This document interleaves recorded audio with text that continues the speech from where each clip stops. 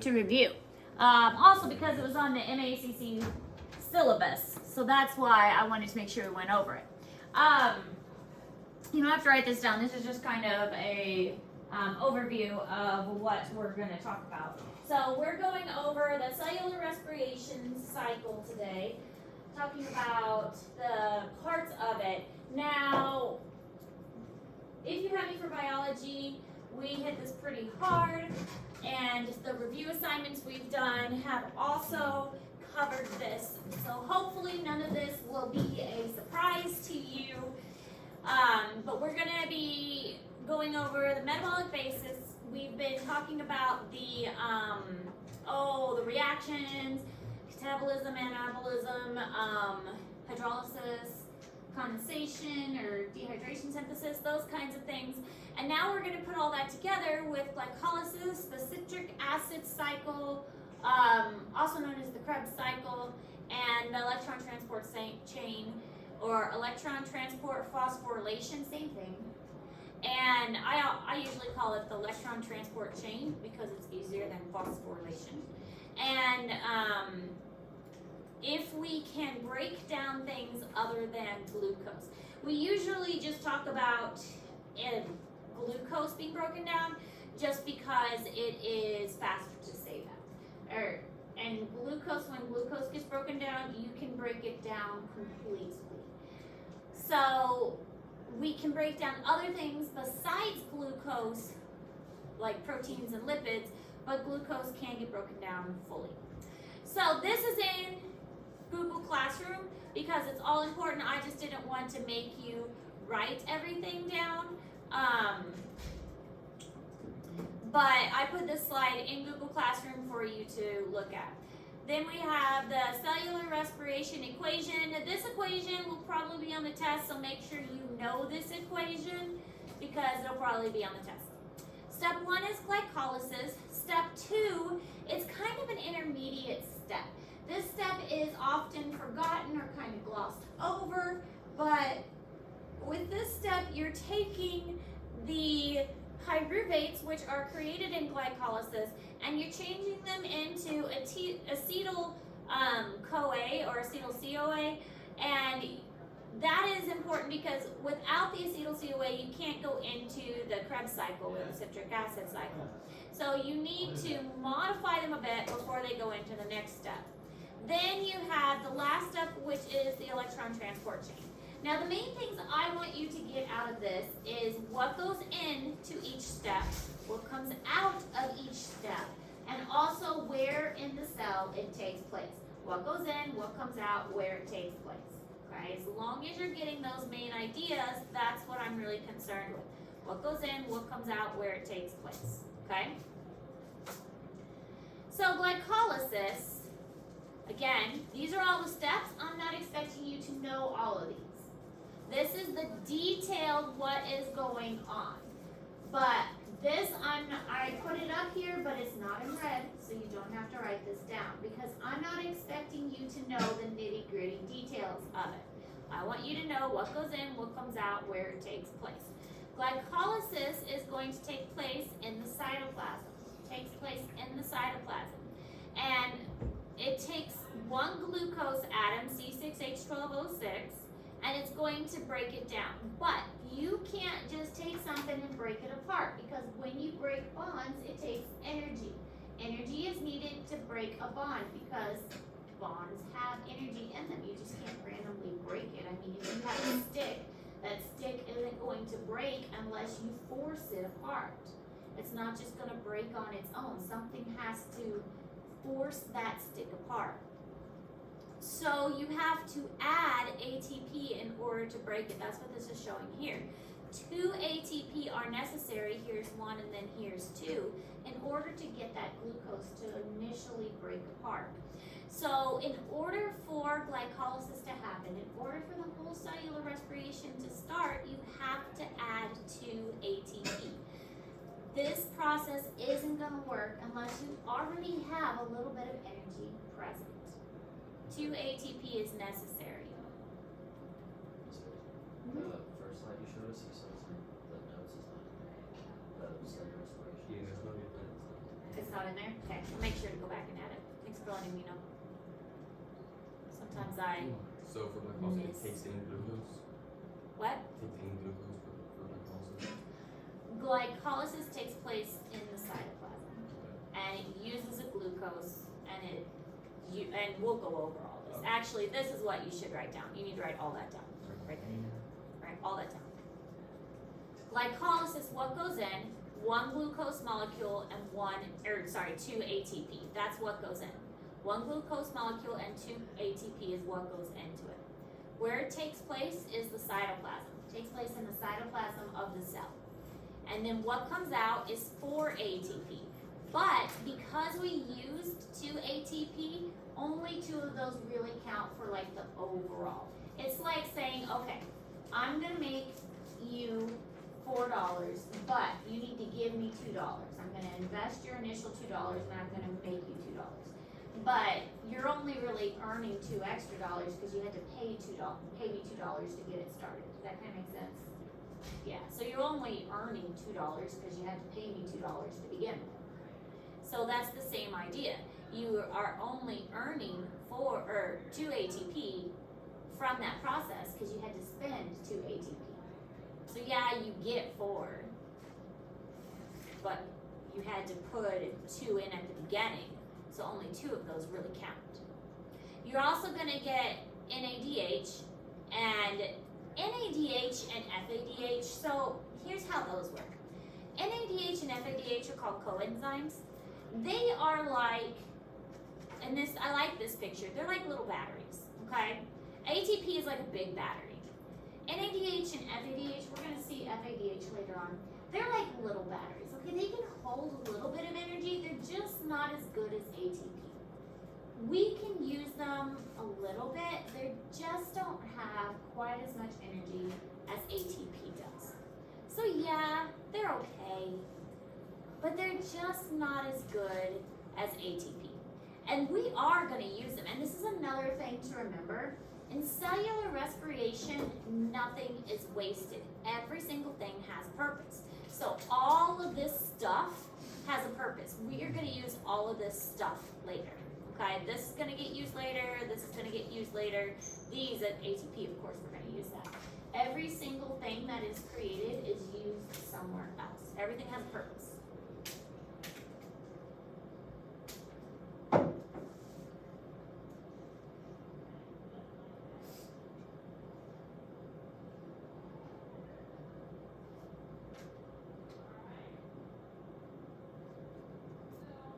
Glycolysis is the first step of cellular respiration, which starts with a single glucose molecule. Glycolysis takes place in the cytoplasm of the cell, where ATP donates 2 phosphates to a glucose in a process called phosphorylation. Phosphorylation is when phosphate is added to a molecule. Glucose is broken into 2 3-carbon molecules containing phosphate groups that were donated by ATP molecules. Next, the phosphate group is removed from the 3-carbon molecules in a chemical reaction chain that produces 2 ATP from each molecule. But during the process of removing the phosphate group from these 3-carbon molecules, an electron is stored in a molecule called NADH. When NAD plus takes on an electron, it becomes NADH. In the same way that you put money in the bank so that you can use it later, glycolysis stores energy in the form of electrons inside NADH. The 2 3-carbon molecules at the end of glycolysis are known as pyruvate. Glycolysis, which is the first step of cellular respiration, doesn't require any oxygen, which means it's anaerobic, meaning without oxygen. So what do we wind up with at the end of glycolysis? Glycolysis produces a net increase of 2 ATP and stores 2 electrons in 2 NADH molecules. Okay, so the other thing to remember is that it is anaerobic. Sometimes our body will just do this first step if we need energy and we don't have oxygen. It can make us a little bit of ATP because it's an anaerobic process, but it's not going to make us that much. It only makes us 2 ATP. It makes us a little bit of energy. but it's not gonna make us that much. So if we are exercising so much we can't get enough oxygen, it'll try and do this process if we have sugar available to get us some extra energy, but it's not gonna get us too far. Okay, so pyruvates that were made here, now we have two. We made two pyruvates because we split that 6-carbon sugar, we split it into two 3-carbon sugars. These are gonna go and be changed into acetyl-CoA because the pyruvates can't go into the Krebs cycle, but the acetyl-CoA can go into the Krebs cycle. And remember, the Krebs cycle is same thing as the citric acid cycle. I don't know why they gave it two names, but the Krebs cycle, citric acid cycle, same thing. I always call it the Krebs cycle. Again, Krebs cycle, easier to say than citric acid cycle. But the pyruvates are changed into acetyl-CoA. And this is now going to occur in the mitochondria, specifically in the matrix of the mitochondria, which is like the jelly-like fluidy part of like cytoplasm of the mitochondria. That's where this takes place. During this process, you got the NAD, and it's going to be formed into the NADH. So you're making it like a battery again and charging it up. So you're charging up that NADH and making a little bit more energy. This is going to be saved and used later. Again, everything has a purpose, so this gets used later. Now we're actually making a little bit of carbon dioxide too, because remember, carbon dioxide is a product of cellular respiration. So we produce carbon dioxide, we breathe it out. This is where it comes from. Carbon dioxide is released because we gotta get rid of that carbon. We have C6H12O6 from the glucose. That carbon needs to be gotten rid of somehow. And carbon dioxide is how our body chooses to get rid of that carbon. And this is how it does it, by getting rid of it using carbon dioxide. So now, this leaves 2 carbon acetyl groups to which CoA is attached. So we've broken it down from a 3-carbon sugar into a 2-carbon sugar now, because we've lost some of the carbon by carbon dioxide. So it's no longer a 3-carbon pyruvate, it's now a 2-carbon sugar. And some of it is gone by carbon dioxide. Does that make sense? We've taken a 6-carbon, we've broken it into 2 3-carbons, and now we're into 2 2-carbons, and some of the carbon is gone by carbon dioxide. So is NADH plus, if you add ADP to NADH, or is it the other way around? Say that one more time. If you take ADP and add to NADH plus, it become NADH, or NAD plus, if you add ADP to it, it become NADH. You're not even really adding a plus to it. You're adding an electron to it. Okay. So if you add an electron to ADH, or NAD, becomes NADH. Yes, you're adding an electron to it. When you add an electron to it, it becomes NADH. Yes. So, Would you like to sign this for dummies? let us sign that. Anyone else that wants to do it? It's for dummies. Just to show his appreciation.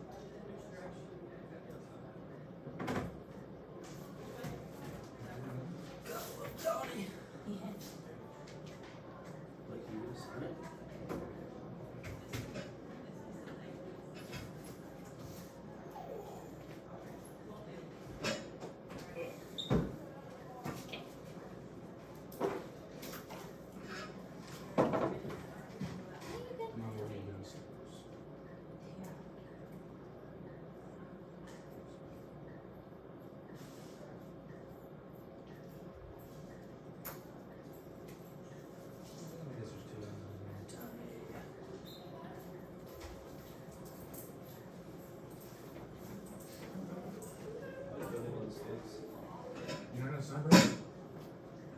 I'm gonna appreciate that. I'm telling Donald that. He's gonna accept this. It's the thought that counts. You'll appreciate it. Like, sign it now. Yeah, I probably got one. Yeah, you do. No, I don't. It's freaking Donnie, dude. How do you not know who Donnie is?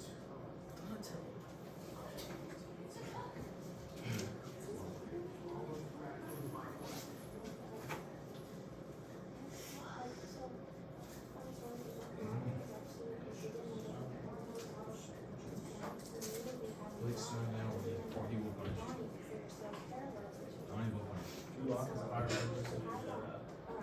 generator. And then like 7 minutes Hmm? later, we start to have You lock is a higher That's good. Bam. percentage than that. Wilson? Bam. Yeah. That's fine. Thank you guys. All right, so here is the pyruvate with 3 carbons, 1, 2, 3, and here is the acetyl CoA, which has 2 carbons, and then plus the carbon dioxide over here.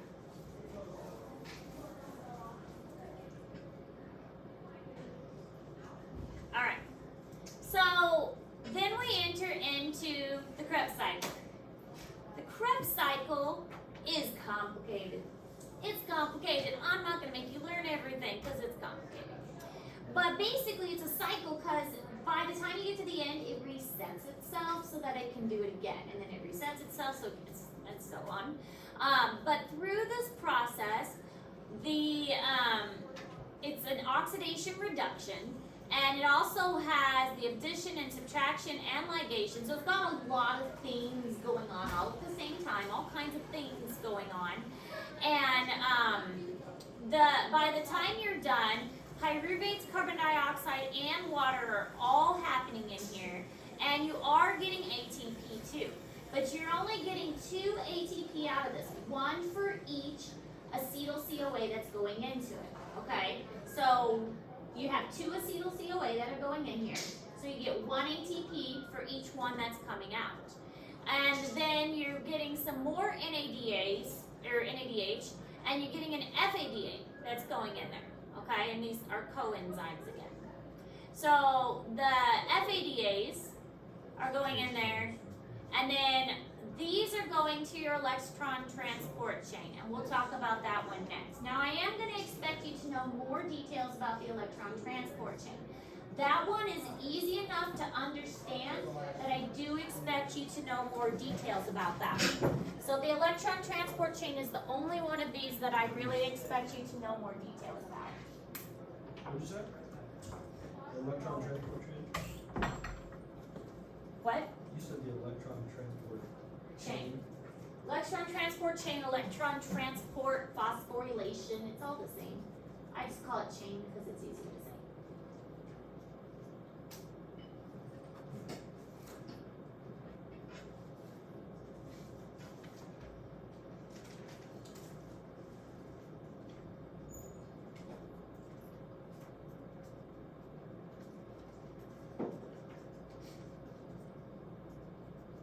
Stairs, I got a 90 on my midterm.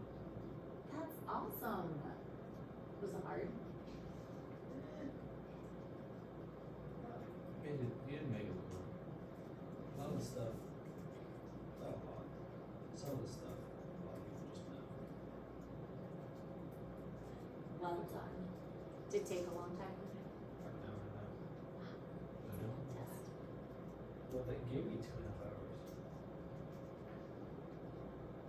Was it one of those things like you couldn't stop them?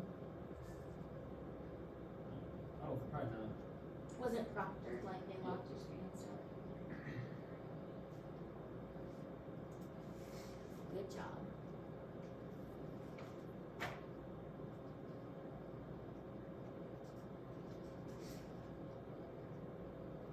I've done some proctored tests at the state fair. There's different levels. There's some where it's like you have to scan your ID and you have to scan the room, and then you have to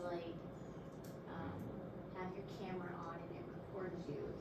So there's different levels of proctoring. I've heard of that. What? I've heard about that. You have to like pretty much record yourself. Yeah. And then I've done some where I've had students zoom in and I've made them leave their camera on while they test.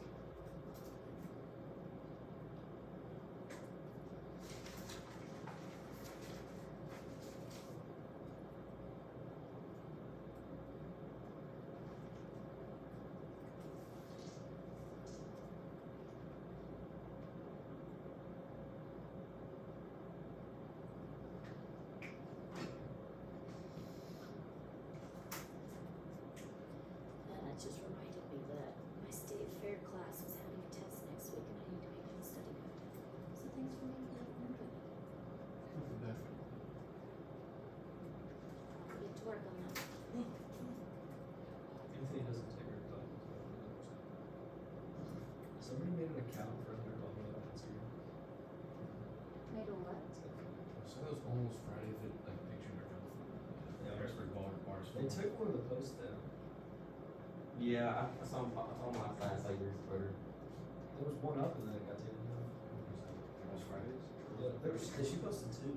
Well, yeah, there's two, and then there's one at the game. It was like Western theme, and they said we were playing South Carolina, and then they did it. Who runs it? That's just disclosed. Okay, again, not making you learn all the details of the Krebs cycle, but these are the details. It gets complicated. You have these like phosphorylations going on, and look at these nice words: dehydrogenase to form a ketoglutarate. And a ketoglutarate is converted to cyclin CoA. So just be grateful that I'm not mean in making you learn this. I mean, you guys whine that I make things hard, but I mean, at least I'm not making you learn this. So it could be worse. I mean, I could make it worse. I think I'm being nice. What? Why stop talking? I mean, look at these words. Succulin CoA synthase. I mean, succulin CoA is converted into succinate as CoA is subtracted in GDP. See, it could be a whole lot worse. At least I'm just making you learn, like, You could be punishing us. yeah, see, I could. See, at least I'm just making you learn this. Look, what goes in, what comes out, where it takes place. See, look how easy I'm making it for you. You're welcome. What goes in is 2-acetyl CoA. What comes out is 2 ATP, 1 from each of these, because 2 went in, so 1 from each, 6 NADH and 2 FADH, and 4 carbon dioxide. And where it takes place is the mitochondria matrix. See, not so bad. What if the Matrix?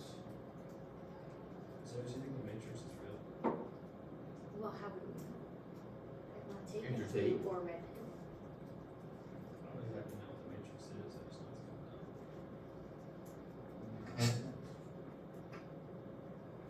So what is the idea of the Matrix? Or living in simulation. Watch the movie. You've never watched the movie? It's a good series. You should watch it. John Wick. That's not John Wick.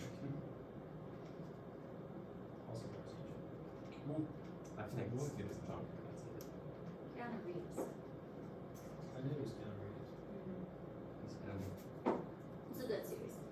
It's about humans created AI, and the AI became so smart that they overtook humanity, and they needed batteries to operate, and they realized that humans were the best batteries, and so they basically grew humans to The Matrix.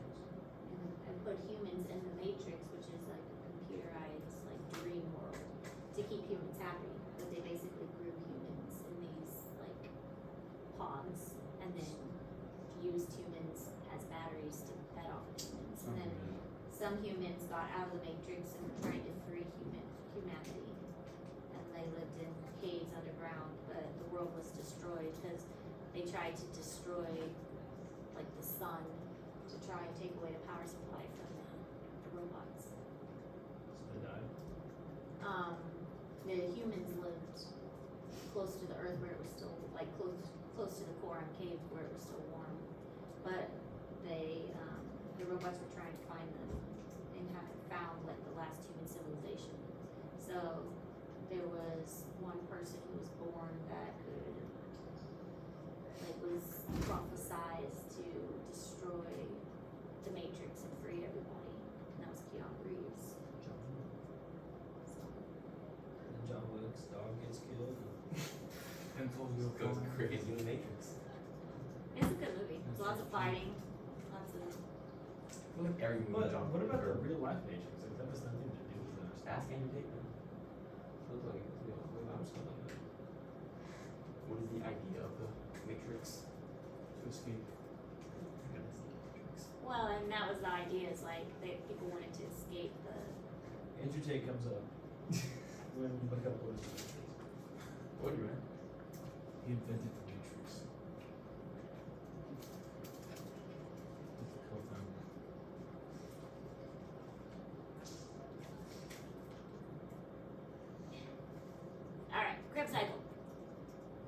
the Krebs cycle is the second step of cellular respiration. The Krebs cycle needs oxygen in order to proceed, and it takes place in the inner matrix of the mitochondria, This is where which the are found oxygen inside comes in. cells.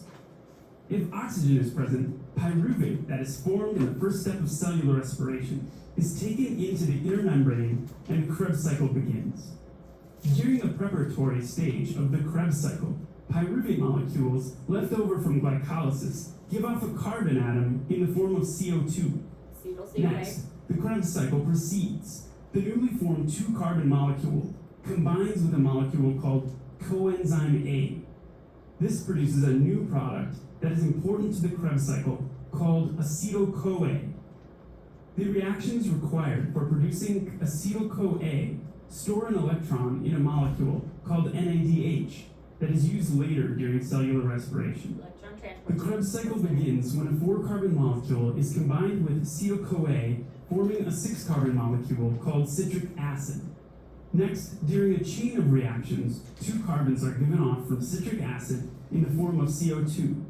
1 ATP molecule is produced. And since high-energy electrons are produced during this chain of reactions, 3 NADH molecules are produced. When NAD plus takes on an electron, it becomes NADH.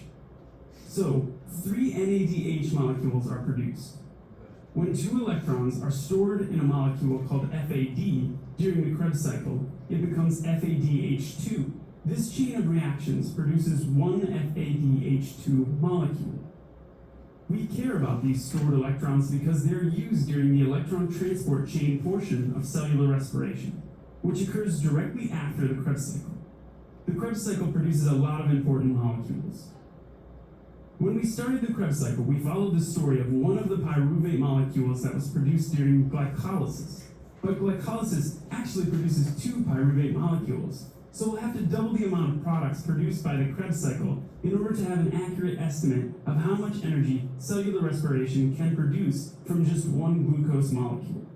The grand total for the Krebs cycle comes to 2 ATP, 6 NADH molecules, and 2 FADH2 molecules. The electron storing that has taken place during glycolysis and the Krebs cycle are used in the third and final stage of cellular respiration, the electron transport chain.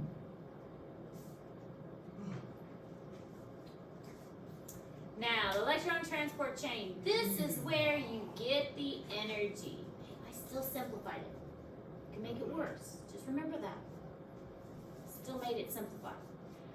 This is where the energy comes from. Now, with the electron transport chain, so far we've, and I forgot, like with the Krebs cycle, oxygen was brought into that one. So I don't know if I put that on the slide, but oxygen was brought into the Krebs cycle. But with this one as well, most of the energy is produced here. You're gonna bring in the NADH and the FADH that you made before. You're gonna have hydrogens. Hydrogens are so important here. Remember, we learned about how the cell likes to be balanced. It likes to have homeostasis. But we also did a lot of work with osmosis and diffusion and how concentrations on one side are going to disrupt things, and it doesn't like to have a high concentration on one side. It likes to be balanced. That's going to come into play with this electron transport chain.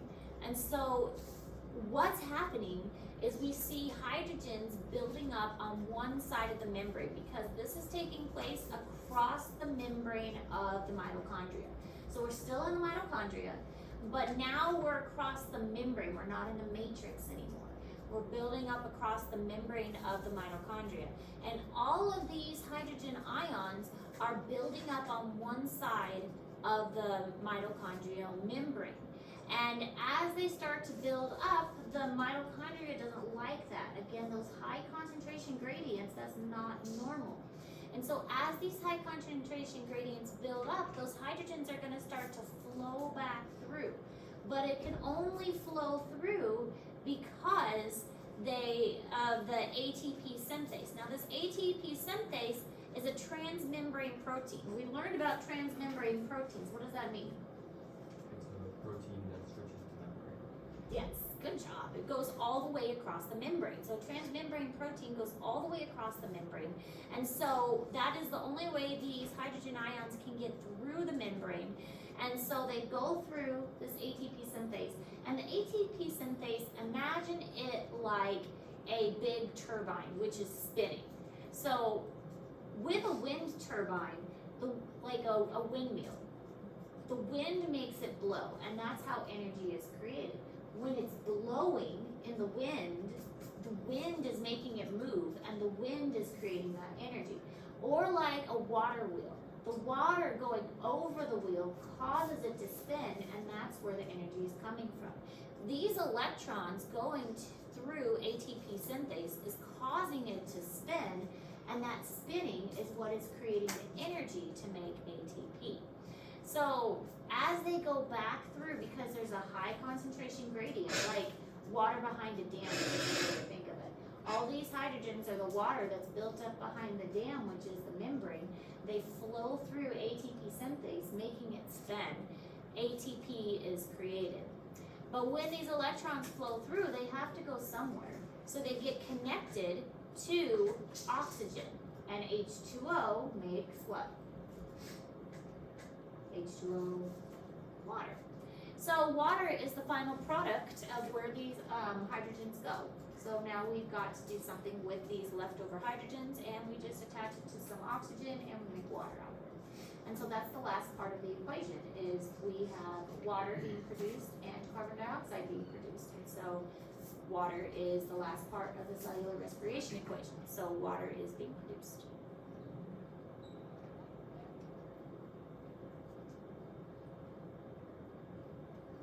Makes sense. All of these NADH and FADHs that we made earlier, this is where they're used. We use the energy from the NADH and the FADH, and we break them down to NAD and FAD. That energy, those little batteries that aren't good for much else, because not a whole lot of energy, but they are good for pushing hydrogens across. That's what we use them for.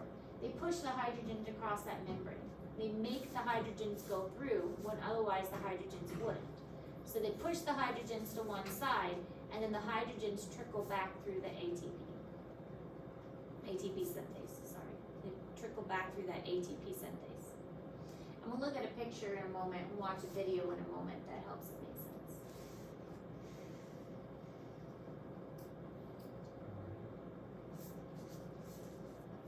So here's how it works. We've got our NADH and that's broken down. It's releasing the energy, and it's pushing hydrogens over here.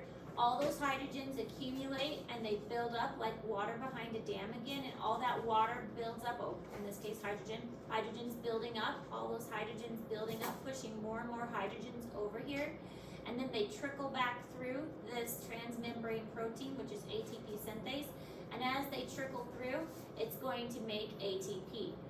But eventually, those hydrogens and electrons need a place to go, and we attach them to oxygen to make water.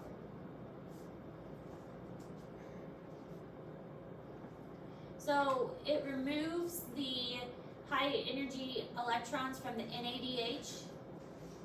So the NADH we talked about, we got that from the Krebs cycle, we got that from glycolysis. That's where that came from, was the glycolysis and the Krebs cycle. We made that earlier. And we use that to push hydrogen across. We pushed hydrogen across, we had some electrons, the electrons made energy to push more hydrogen across. That's its whole point. Push hydrogen across, make a bunch of hydrogen over here. Those hydrogens trickle back through ATP synthase, spin this around, and then make ATP.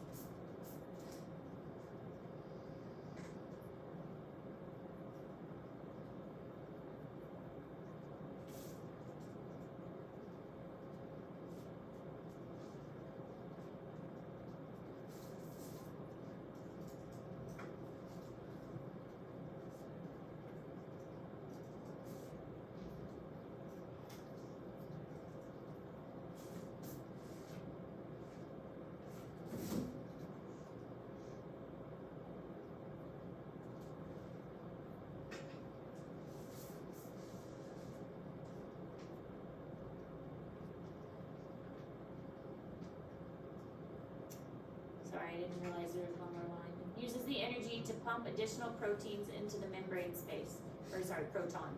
So protons are the hydrogens.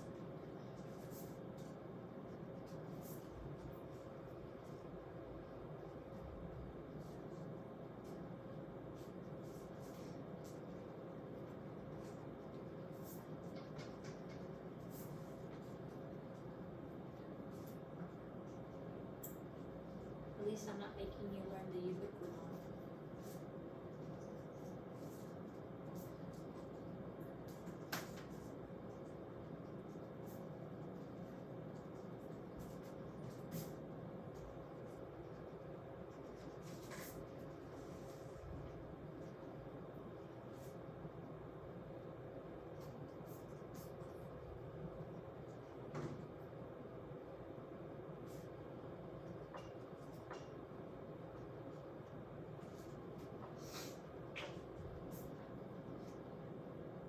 So the spent electrons along with hydrogen ions that are returned are transferred to their final electron acceptor, which is oxygen, and this makes water. So here we can see it, the electrons, once they've bounced around, this is why it's called the transport chain.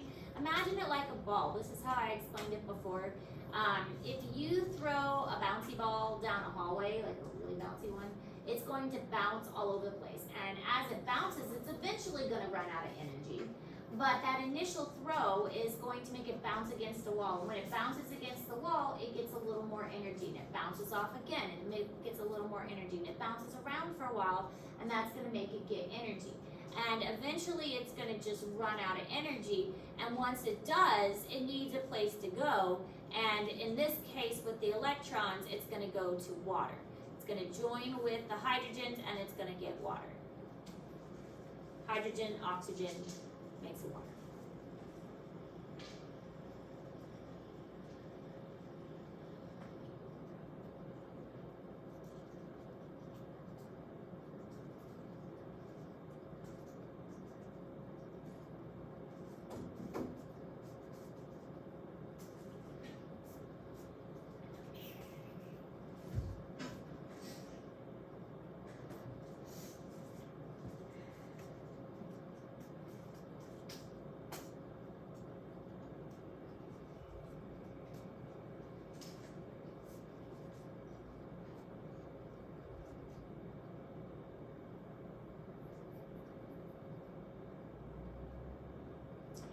Alright, so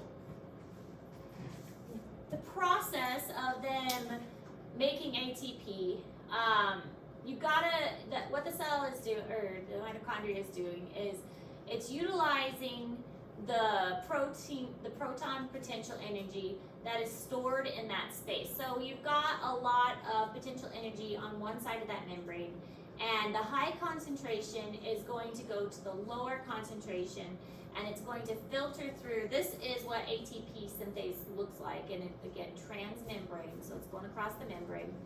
And the only way that it's going to get through is going through that ATP synthase, and it's going to go across, make it spin, and reattach the phosphate group to the ADP, making ATP.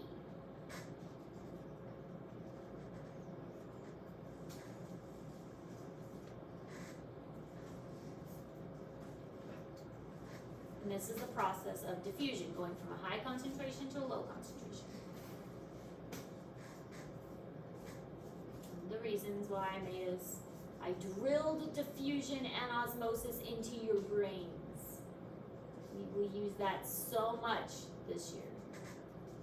So do this with like diffusion? This is diffusion, going from high to low concentration. Hydrogen going from high to low.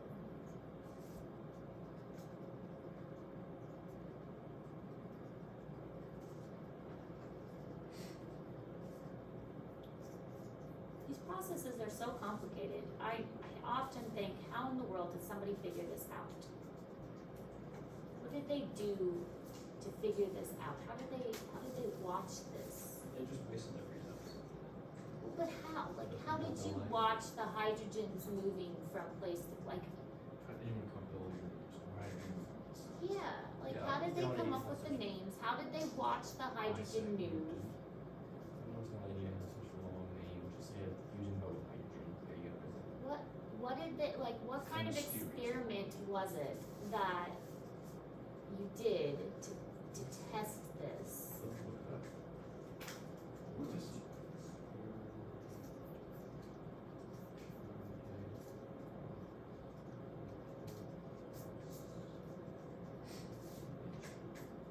People are brilliant. In 1894, 1894, that's really early.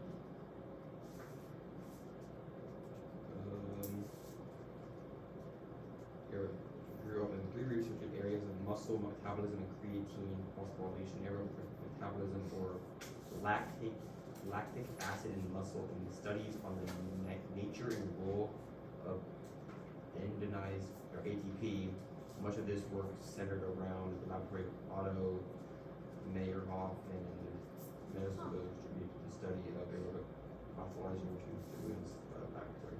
So they were studying like muscles and Getting stuff. tired. Yeah. Huh. So smart. So smart. I want to discover something famous. What? Would you name it something long and hard, or would you name it? I feel like there's nothing left to discover. That's not true. New animals are being discovered every year. They're new. Just make one. No, in the rainforest and stuff. Just make it. Well, yeah, I mean, that's Just name one thing too. I'm gonna come up with names. Maybe like, what are they like exploring? Every year, like in January, they make a list of new species that were discovered the previous year. And some of them like are really cool. Like not too long ago, there was a frog that was discovered who it's called like the clawed frog. Now he ejects the bones of his fingers out, like the bones out. Yeah, like kind of like Wolverine. He like sticks his bones out as claws to protect himself. Like cats used to roll their bones up there. Oh, He throws his bones out of his fingers to make claws. It penetrates his skin with his bones. Isn't that No amazing? nurse. All right. on. It, Have 5 minutes left. so you can write this down. Yeah. What I'm seeing how much is left. Oh, we've got more. We've got more. But we can stop after this one. We can stop after this one. This is the summary slide. I'm thinking bigger than you told me. What goes in, what comes out, where it takes place. So what goes in is NADH, FADH2, and oxygen. What comes out, H2O, and 32 ATP. So with 32 ATP, you get 32 from the electron transport chain, 2 from the Krebs cycle, and 2 from glycolysis. But remember, glycolysis actually makes how many? 4, but only 2 of them count because you have to put 2 in. Alright, so glycolysis actually makes 4, but only 2 count. So a total of 36 ATP are created. So 32 from electron transport chain, 2 from Krebs cycle, 2 from glycolysis. Where this takes place is the mitochondrial membrane. What comes out, 32 ATP and water. And then what goes in, the NADH and the FADH, we created these in glycolysis and the Krebs cycle. Okay? And this is what it looks like. The NADH and the FADH are giving up their energy, they're giving up their electrons. They bounce around like a ball bouncing around a room, and all that bouncing pushes hydrogens through. The hydrogens are going to accumulate over here. Those electrons are bouncing around, FADH and ADH pushing it through. Eventually that ball gets tired and it needs to rest, and so it gives up the final electron to hydrogen and oxygen, which makes water. And all those hydrogens over here, the cell doesn't like that, specifically the mitochondria doesn't like that. So they are going to diffuse from a high to low concentration through ATP synthase, making it spin, and that is going to cause ATP to form. So they all diffuse back. And that's how we get our energy. 32 to be precise, from one glucose, which is pretty impressive. We get 36 energy from one glucose molecule. That will be all for today. Guess your assignment will have to wait. Sweet. Alright, we'll pick back up and watch the review video on Tuesday. And do the assignment on Tuesday too. Questions? None.